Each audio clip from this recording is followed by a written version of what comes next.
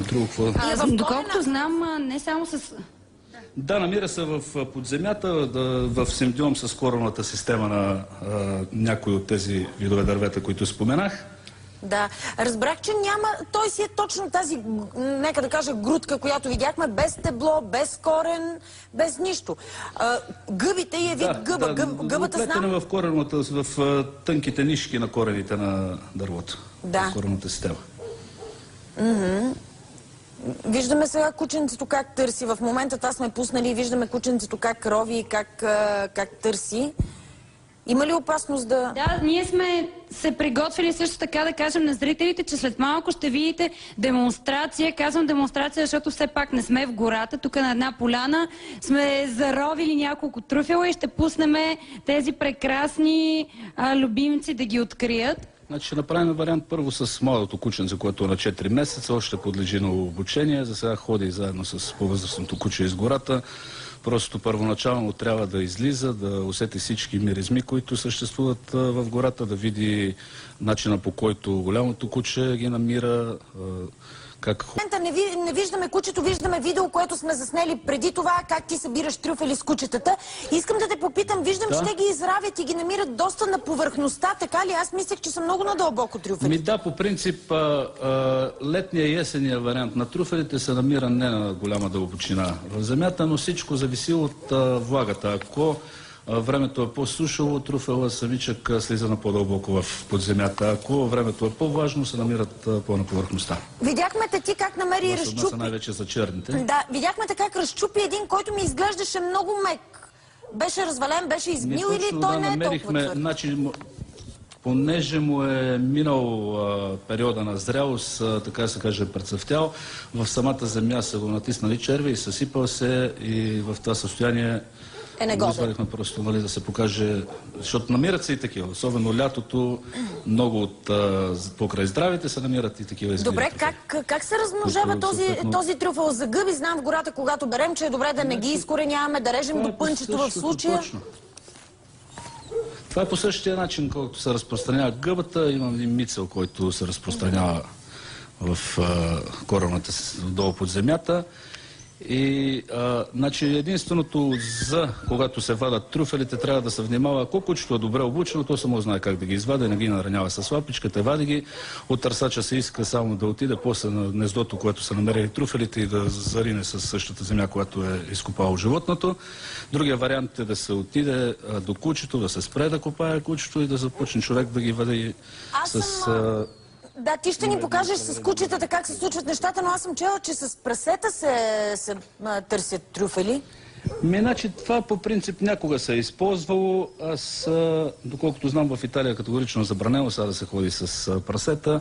Основната причина не знам. Предполагам, че съсипват нещо от природата или нямам идея. На мен ми звучи малко странно да вземеш едно прасе в колата си и да ходиш на лов за трюфели с кученство малко по-така. Дайте да видим сега как се случват нещата. Вече да демонстрираме, да не губим повече време.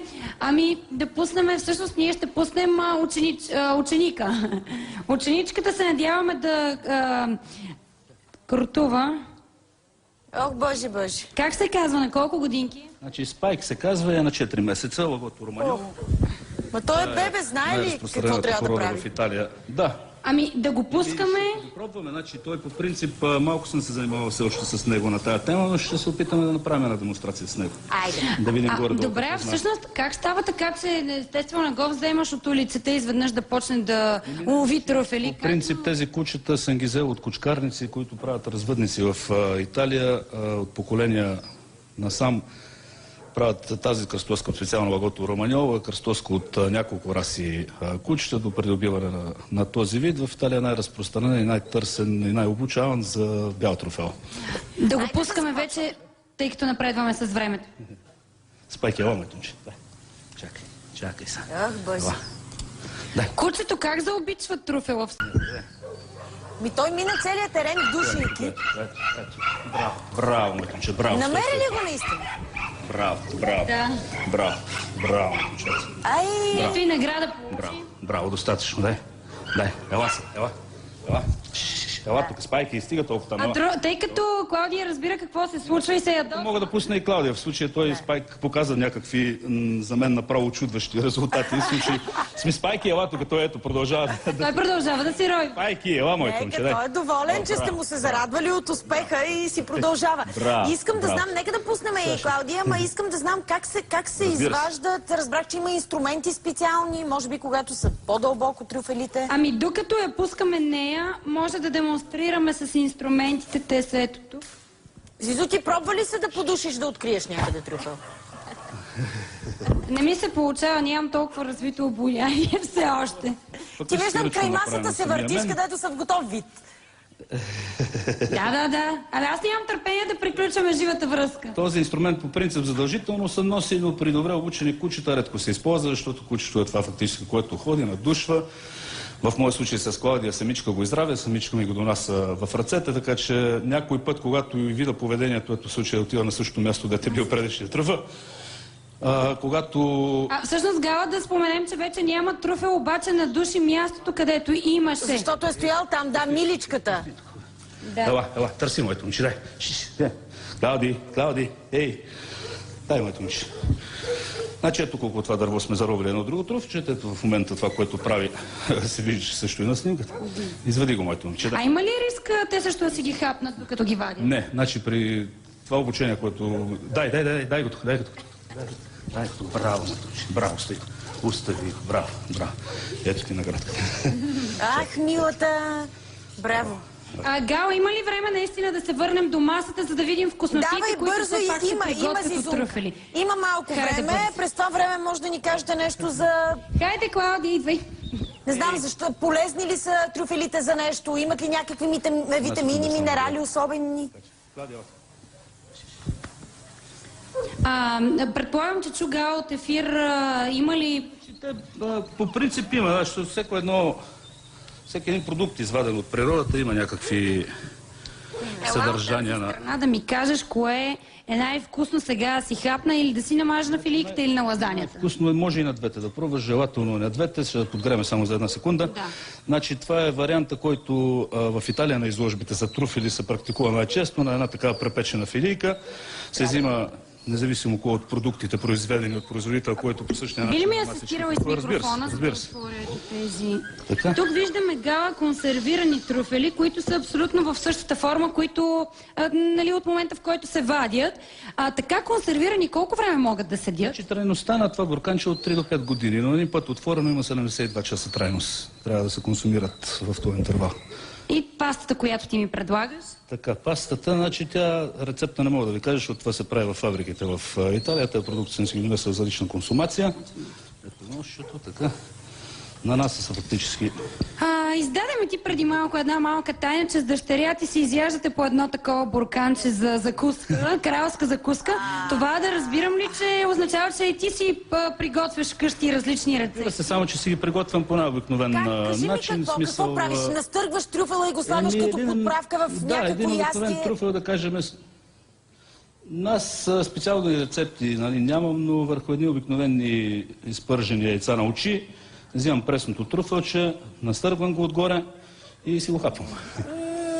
По същия начин съм виждала върху паста да се прави, настъргва се директно, но мисля, че така на филийки нарязан може би се слага в някакви меса, задушени по някакъв друг начин, може би също се приготвя. Да, разбира се. Значи, има много видове рецепти, понеже не съм в сферата на кулинарството, не ги знам. Да ви кажа, обичам всяко едно нещо приготвено с трюфел. Много вкусно. Жежо, каквото и да кажа, е малко, наистина невероятно вкусно е. Не е като да си намазала филийката с смляна царевица, нали?